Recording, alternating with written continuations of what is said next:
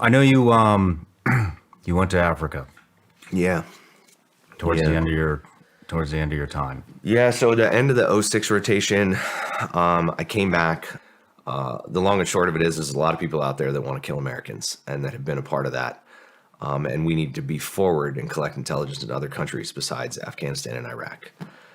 So in late '06, I got asked to come up and try out for this other part of our organization that was really focused on stuff outside of Iraq and Afghanistan.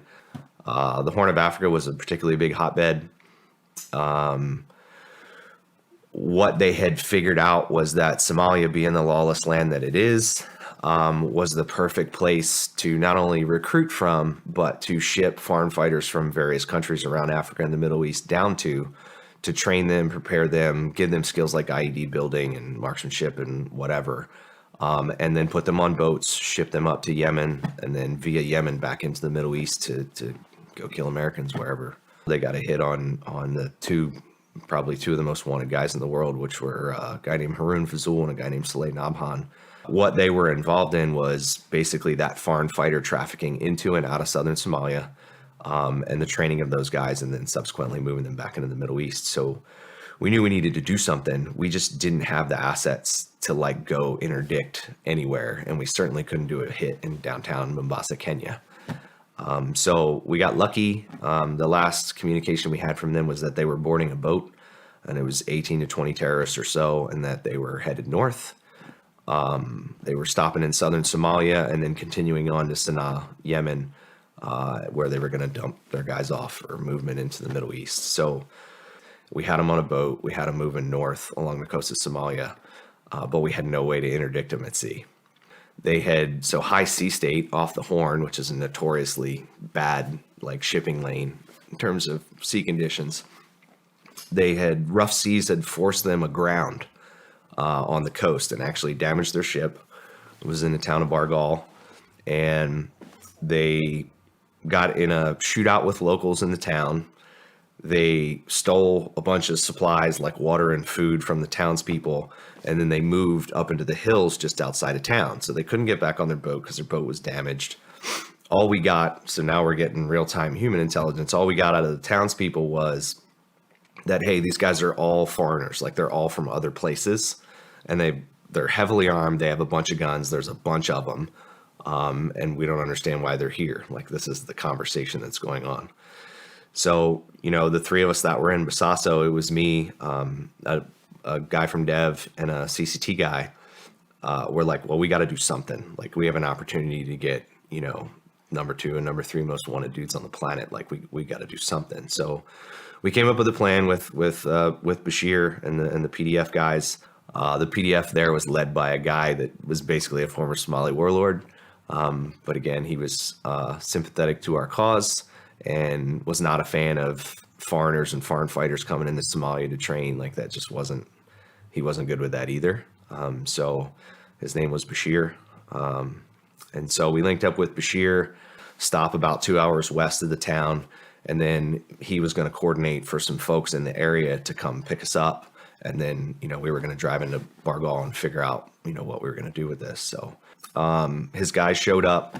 So it was the three of us, Bashir, and a handful of his loyalists.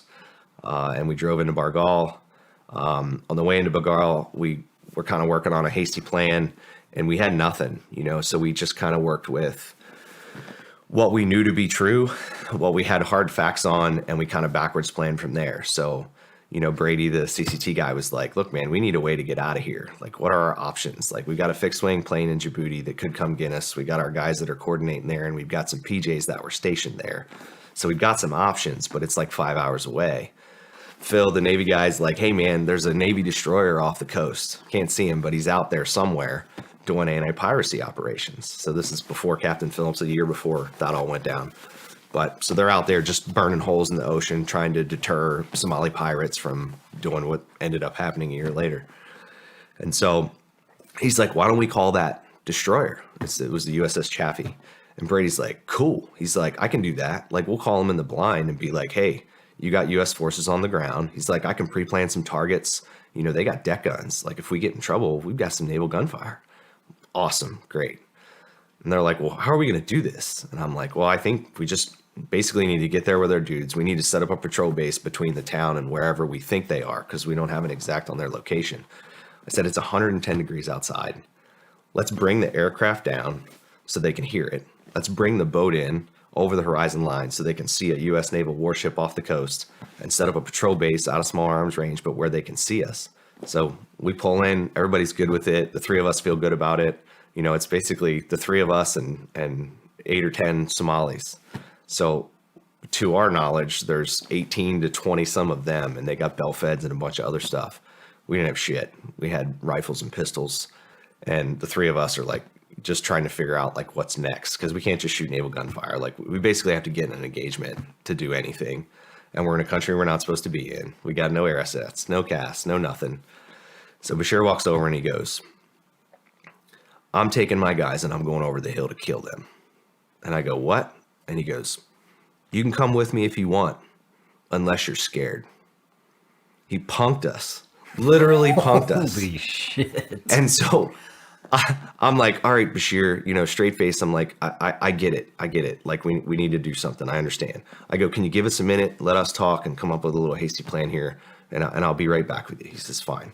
So he walks off to his guys. So anyway, we end up pulling Bashir in, and we explained to him that basically we're going to do a movement to contact, bounding overwatch.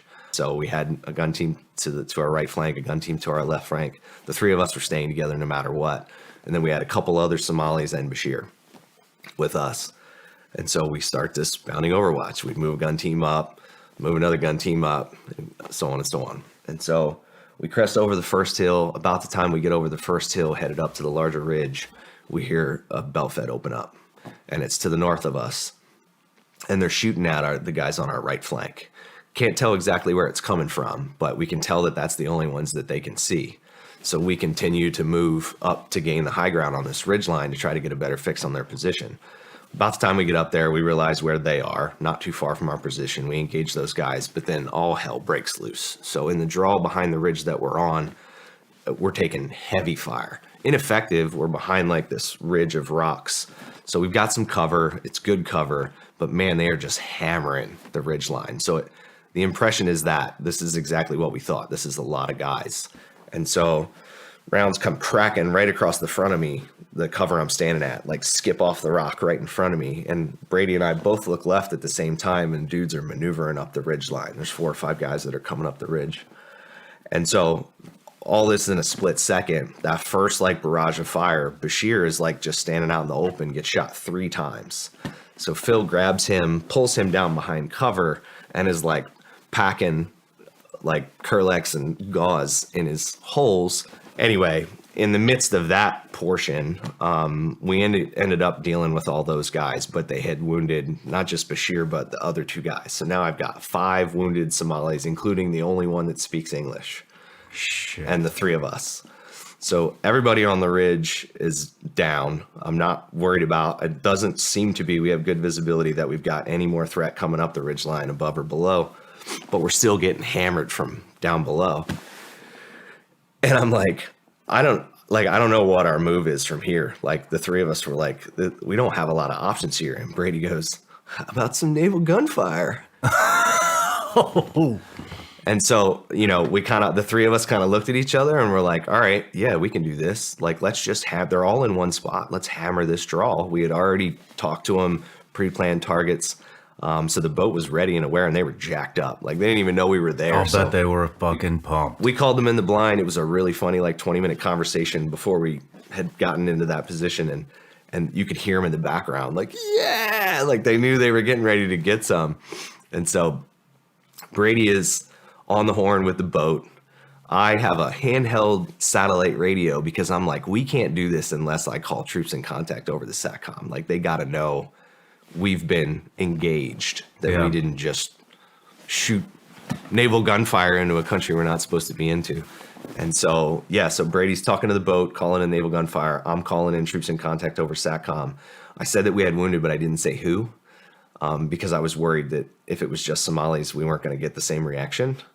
We were grateful that his guys reacted the way that they did, that they shifted mission. You know, they had no clue, and they were spot on. Their rounds were spot on. I mean, all their training and anything they'd ever done in peacetime came to fruition. That's some of the coolest shit I've ever fucking heard. I think Brady had him shoot like 24 rounds or something off the deck guns into the valley and walked them up and down as we pulled back off the ridge. So we get back down to our patrol base. There's no more fire coming from the hills other than, you know, the smoke and everything that's left, dust from the naval barrage. We get in the patrol base. I was talking to Basaso. Basaso was talking to Djibouti. Djibouti was talking to Nairobi. Nairobi was talking to JSOC at Bragg. JSOC at Bragg was talking to SecDef in DC. So this was like, damn, like it was wild. Yeah. And again, they asked me twice about casualties. And I said, you know, we have a casualty collection point. We're treating our wounded. We're unsure of their status at this moment, but that we were working on it and we were all right, but we needed Casevac and we needed it now because they were a 5-hour flight away. So we loaded up and flew back to Djibouti.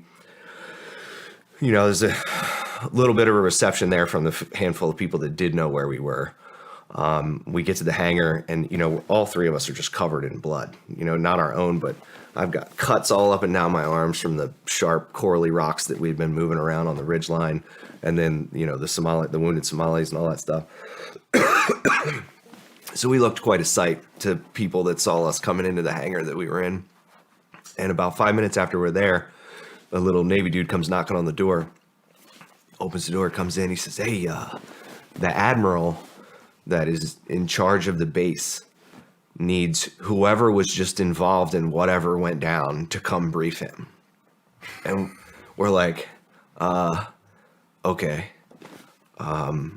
We walk in and one of his staffos or secretary or somebody's like, you know, the admiral's back here, blah, blah, blah. So they take us in this little conference room and he's sitting at the head of the table. He's standing up and a couple of his staff officers, you know, junior guys are in the room with him.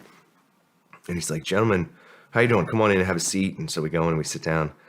And he's like, mind you, the whole way over there, we're like, we're screwed. Like, this dude is going to flip a gasket.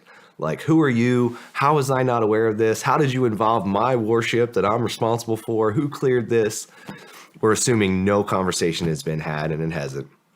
So he's like, look, you guys have had a pretty wild, rough 24 hours, huh? And we were like, yes, sir. Like, just waiting. And he's like, so tell me the story. Like, how did you get there? And we're like, well, and we kind of gave him the brief. Like, we've been doing some targeting. We've been working on this. We've been in and out of Somalia a number of times. We had an opportunity at some really important folks and to disrupt the network in a substantial way. And we just felt like it was an opportunity that we needed to take. And he's like, well, you know, had you been planning this? And we were like, nope. It was pretty much a hasty decision that was supported by 3-letter agencies and DC in the moment because of the significance of the targets. And yeah, they asked us if we were okay doing it, and that's what we did. And again, I'm waiting for the reaction. And he goes, that's the coolest shit I've ever heard. That's awesome. And Phil, who's hilarious, Phil busts out laughing, and then it's a comfy conversation. And he's like, so you guys, the three of you just decided you were going to go do this. And we're like, yep. And he's like, man, you guys have some huge balls. And so to this day, if that man, whoever it is, and I don't remember his name, but if he's ever out there and ever hears this, I've said it once before. I would love to hear from him just to like have a conversation about that day and how funny it was and get like more of his perspective. But yeah, so it ended up being it was a handful of operators with different background and experiences that if it hadn't been the three of us, if it hadn't been an Air Force guy, a Navy guy, and an Army guy together, I don't know that we would have thought of all the things to do that we did. And I just skimmed over it. But I don't know that collectively we would have survived that day. Like it literally took an idea from each guy and all of us being a part of that to kind of effectively do what we did that day and then get out of it unscathed. So the three of us to this day, like it's a memory that we share that will never go away. And yeah, it was the last real gunfight I ever got in. That's a fucking hell of a way to end it. I mean, holy shit, that's fucking cool, man. That's awesome.